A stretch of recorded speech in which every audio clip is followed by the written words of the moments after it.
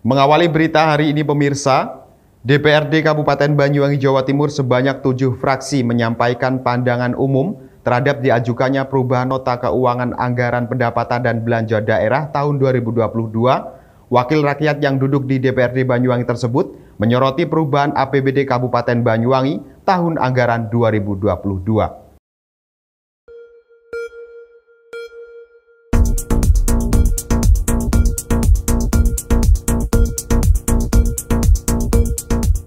Pemirsa, rapat paripurna dipimpin langsung Wakil Ketua DPRD Kabupaten Banyuwangi, Michael Edi Haryanto.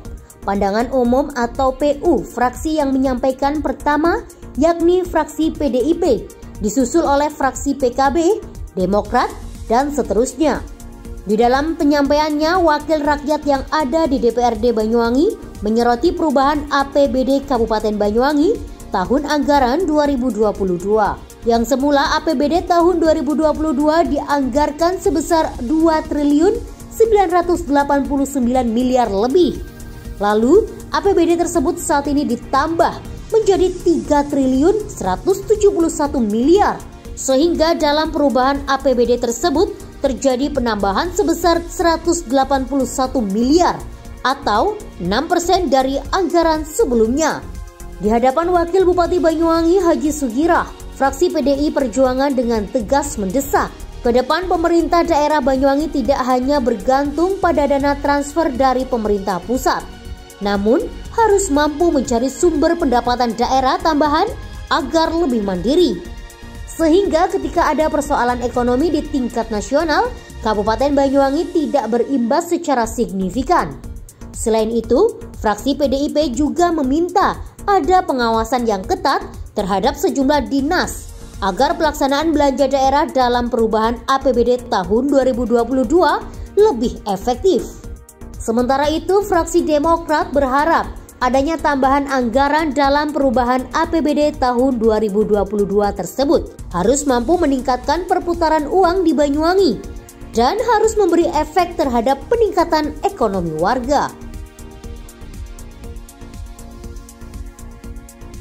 Satu, pada draft perubahan APBD tahun 2022 ini, penambahan alokasi anggaran belanja secara signifikan hanya terkonsentrasi pada 2 SKPD, yaitu Dinas Pendidikan sebesar 344,9 miliar dan Dinas PU Cipta Karya Perumahan dan Pemukiman sebesar 148,6 miliar.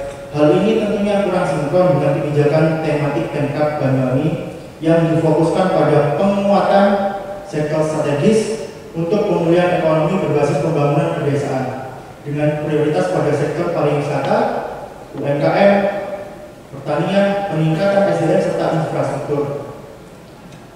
Sehingga keberpihakan anggaran belanja pada APBD perubahan ini bisa sinkron dengan kebijakan alokasi anggarannya. Yang kedua, pada perubahan APBD ini ada tambahan dana yang disebut dari Silva tahun 2021, dana bagi hasil dari pusat, dana intensif daerah, serta selisih penjualan saham yang menjadi hak Pemkab Banyuwangi di Merdeka Cooper Gold. Dari keempat sumber tersebut ada tambahan dana sebesar 536,1 miliar yang perlu dibelanjakan sesuai ketentuan yang berlaku.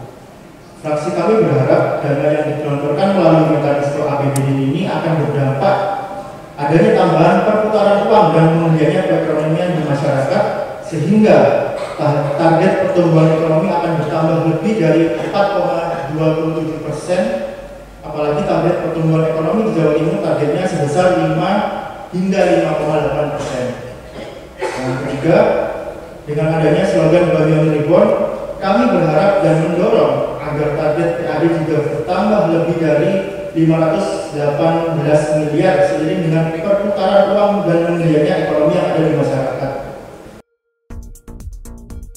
Sejumlah fraksi DPRD Banyuwangi tersebut meminta penjelasan dari Bupati Banyuwangi dalam agenda berikutnya, yakni sidang paripurna jawaban Bupati.